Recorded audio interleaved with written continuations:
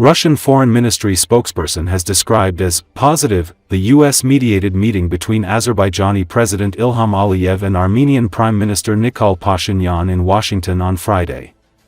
The meeting of the leaders of the South Caucasus republics in Washington, mediated by the American side, deserves a positive assessment. We hope that this step will help advance the peace agenda, spokesperson Maria Zakharova said on Saturday. However, Zakharova stressed that prior to Washington meeting, the two countries' leaders had voiced their willingness to hold direct meetings without any negotiators. Aliyev and Pashinyan met in Washington on August 8 to sign a declaration ending over 3 decades of conflict between the two countries. A key feature of the agreement is the creation of a major corridor, named Trump Route for International Peace and Prosperity, linking Azerbaijan proper to its Nakhchivan exclave via southern Armenian region of Sayunik. The road will also link Azerbaijan to Turkey. The road carries geopolitical importance as it boosts Washington's influence in the South Caucasus region. Aliyev and Pashinyan also signed separate documents with the United States over the deepening of ties with Washington. Posting about the meeting in social media, Trump said the agreements would fully unlock the potential of the South Caucasus region.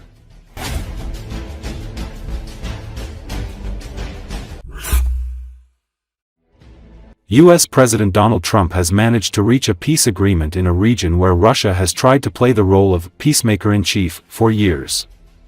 We are talking about the South Caucasus, namely the deal between Azerbaijan and Armenia. On Friday, August 8, the American leader received Azerbaijani President Ilham Aliyev and Armenian Prime Minister Nikol Pashinyan at the White House. Following this meeting, a historic trilateral peace agreement was signed. Under the agreement, Baku and Yerevan commit to permanently cease all hostilities, open trade and respect each other's territorial integrity. Washington, meanwhile, will lift restrictions on defense cooperation between Azerbaijan and the United States. The agreement also provides for the creation of a strategic transit corridor through the South Caucasus, known as the Trump Path for International Peace and Prosperity. The American side will receive exclusive rights to manage this route. The construction of the infrastructure will be carried out by an international consortium under Washington's control. This development of events is certainly a strategic defeat for Russia, which considered this region its zone of responsibility, and for many years tried to play a mediating role between Azerbaijan and Armenia. However, recently the Kremlin has managed to quarrel with both Yerevan and Baku. Sharp disagreements with Armenia began after the Azerbaijani operation to restore control over Karabakh. The Armenian side accused the CSTO led by Russia of not helping Yerevan and froze its participation in this organization. In turn, Moscow's serious conflict with Azerbaijan began after Russian air defense shot down an Azerbaijani civilian plane last December. Baku demanded an official admission of guilt from the Russian Federation, but the Russian regime never did. The conflict between Baku and Moscow has recently escalated following a raid by Russian security forces on Azerbaijanis in Ekaterinburg in June, which left 2 Azerbaijanis dead. Earlier, the Kremlin reacted nervously to the meeting between Aliyev and Pashinyan, which took place last month in Abu Dhabi.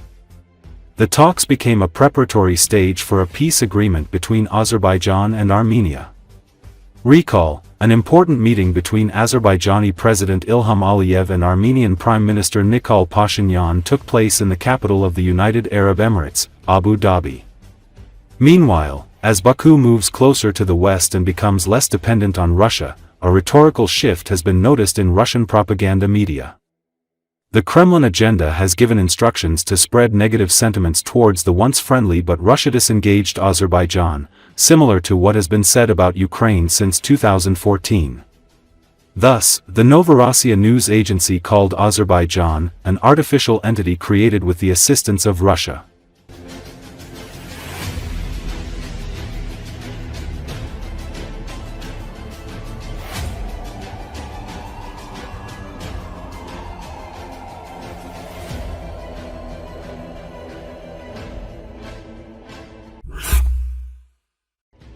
The United States and Russia are working toward an agreement to end the war in Ukraine, one that would formalize Russia's control over territory it seized during the invasion, Bloomberg reported on August 8, citing unnamed sources familiar with the discussion.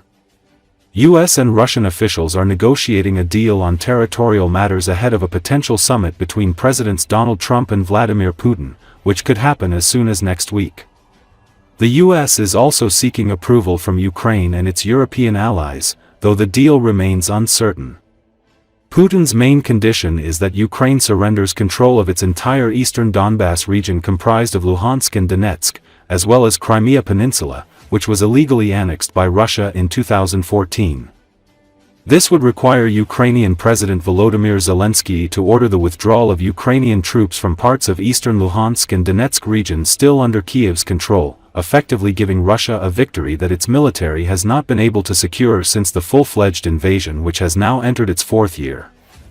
In return, Russia would halt its offensive in the Kherson and Zaporizhia regions along the current front line. As Bloomberg noted, the deal would effectively freeze the war and pave the way for technical peace talks.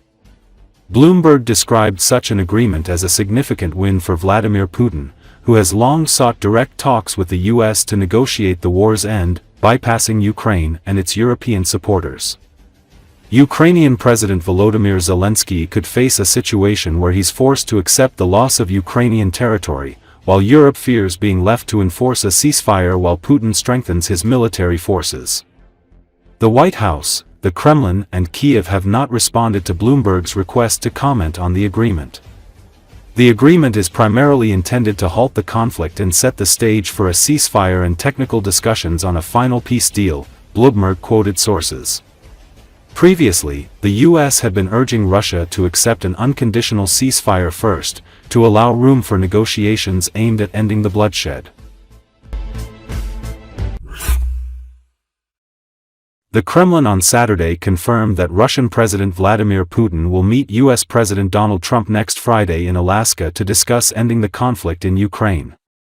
It seems entirely logical for our delegation to simply fly across the Bering Strait, and for such an important and anticipated summit of the leaders of the two countries to be held in Alaska, Putin's foreign affairs advisor, Yuri Ushakov, said. According to Associated Press, the meeting would be the first US-Russia summit since 2021, when former President Joe Biden met Putin in Geneva, and could mean a breakthrough in Trump's effort to end the fighting, although there's no guarantee it would stop the conflict since Moscow and Kiev remain far apart on their conditions for peace.